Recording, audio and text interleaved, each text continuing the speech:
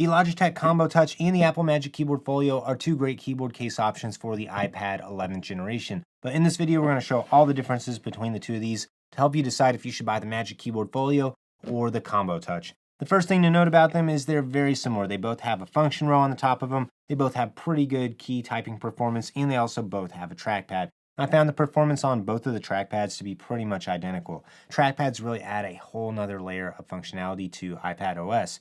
They also both use a kickstand, but I found the one on the Apple Magic Keyboard Folio to be a little bit more sturdy than the one on the Combo Touch. The Combo Touch just feels a little bit more flimsy by comparison. These also both use the smart connector on the iPad so that you don't have to pair them, and there's also no battery life to worry about. They just use the iPad's battery and they connect immediately, which is awesome.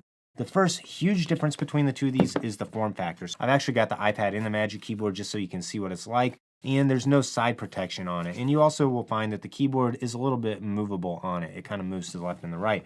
On the Combo Touch, this one just stays in place a lot better. It's not going to wiggle quite as much, and you also get full side protection. And there's even a loop if you want to keep your Apple Pencil stored on the side of it as well.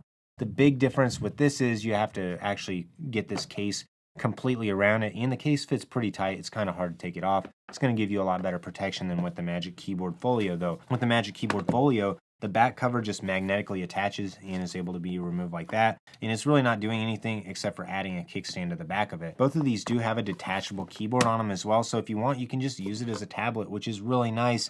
And I appreciate this when you compare it to the Apple Magic Keyboard for the iPad Air or the iPad Pro, that you can use it just as a standalone tablet, which is still a nice thing to do from time to time. The next big difference between the two of these is going to be in the materials themselves. So with the Logitech Combo Touch, you have this rubberized case on it, and then the rest of it has a cloth texture and cloth feel. This one's available in either Oxford Gray, or they also have it in more of a sand tan color that you can find on certain websites. The Magic Keyboard Folio is only available in white for whatever reason. I really wish they had a gray or a dark mode setup colorway for this one. If you're interested in buying either of these cases, or any of my favorite iPad accessories, I do have links to buy in the description below. The typing performance on both of these is also pretty similar. I did find the Logitech ones keys feel a little bit more flimsy, but the Apple ones also feel a little bit hollow, and it's a louder keyboard to type on than the Combo Touch. The trackpads also, to me, both perform pretty much identically. I'd give a slight edge to the one on the Apple Magic Keyboard. Let's do a quick typing test on both of these.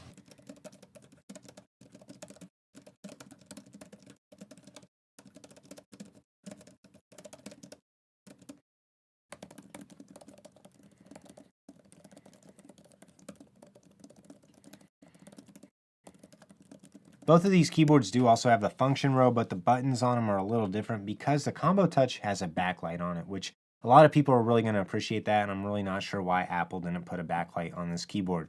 Your move, Apple. One other thing I did notice about the Combo Touch is it has a little cutout for a USB-C port, but I found for some bigger cables, they weren't actually able to fit in that, so you might actually have to kind of cut it out with a box knife if you want to have more space for larger cables. With the Apple Magic Keyboard, that's not a problem because there's no cover on the side. The last big difference between these is going to be the price. The Magic Keyboard Folio retails for $250. You can almost never find it on sale. The Combo Touch retails for $160, and I found this for as low as $110 a lot of times. So it's going to be way more affordable and also going to give you quite a bit better protection for the iPad than you're going to get from the Magic Keyboard Folio. So if you're trying to decide between the two of these, there's really only a couple things to consider. The Combo Touch does give you that holder for the Apple Pencil, and it's also going to give you better protection due to the fact that the back case is actually a case and goes completely around it. I also did find that this one is quieter and sounds a little bit better to type on. The Apple one feels a little bit better to type on and has that smoother leather feel to it, but the Combo Touch might be a little bit more durable because of the cloth, so it might be a little easier to clean than the leather one. But the other main advantage of the Apple Magic Keyboard is the kickstand on this one. Just feels a lot more sturdy to me than the Combo Touch. So if you're trying to decide between the two of these, those are really the only things you need to consider.